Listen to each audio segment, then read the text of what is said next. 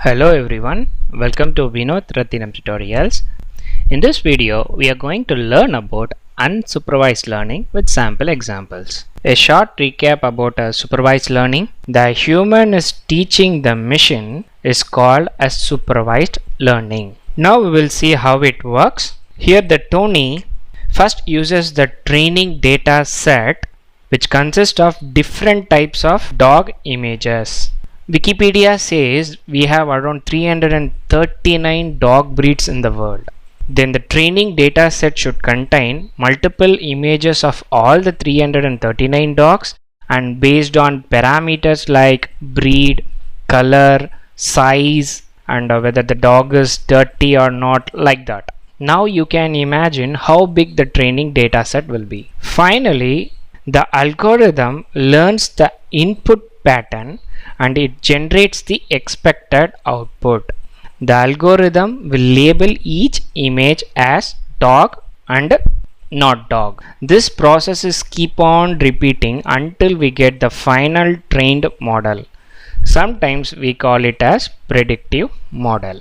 Now Tony wants to test his predictive model with new two test data. First, dog in dress holding a guitar and a cat in dress. The trained model or the trained algorithm or the predictive model can easily predict the output of the never seen input or unlabeled image. Now the suit will exactly tell whether it's a dog or not. Hope you understood how supervised machine learning works. Unsupervised learning.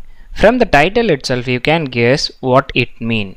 Learning without a supervisor or a teacher is called unsupervised learning. If we compare this with the supervised learning, we can see here there is no supervisor and also no training data set concept. Now I will explain how it works. In this example, we are providing many images of dogs, cats and elephants as unlabeled input data to the unsupervised learning algorithm.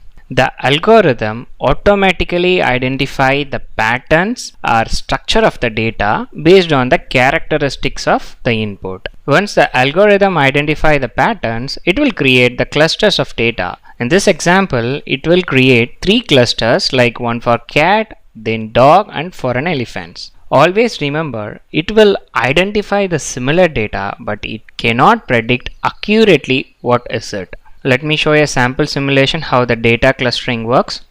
In this example, we are providing unlabeled data set to k-means cluster algorithm. It is an unsupervised algorithm. Now we can see it's creating 10 data clusters based on its characteristics. For each iteration, the accuracy of the data clusters is increasing.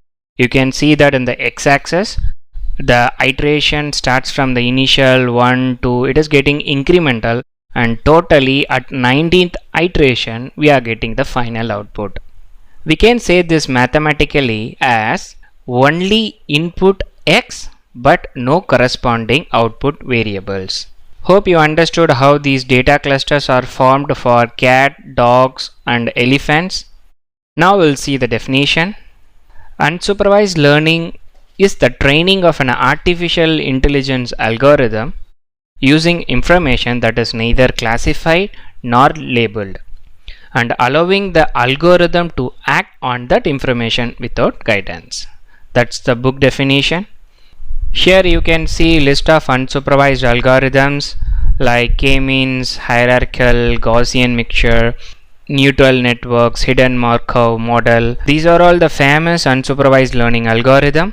Then the next important topic is output of the unsupervised learning. We can categorize into two types. One is clustering, another one is dimensionality reduction. And I have provided 4 examples for each classification. For clustering, like recommended systems, targeted marking, customer segmentation, recommend products to the customer based on past purchase. In the introduction to machine learning video, I have already explained grocery shop example just check that video. In that, how the customer data is analyzed and targeted them is explained in detail. The next one is the dimensionality reduction, where examples like big data visualization, meaningful compression, structure discovery, and features elicitation. Hope you understood about unsupervised learning, but my personal suggestion, if you are new to the machine learning, try to choose a project with supervised learning and practice it. Once you can able to train a supervised model well, then you can try for unsupervised learning projects. That's the end of today's session. Thanks for watching. Happy learning.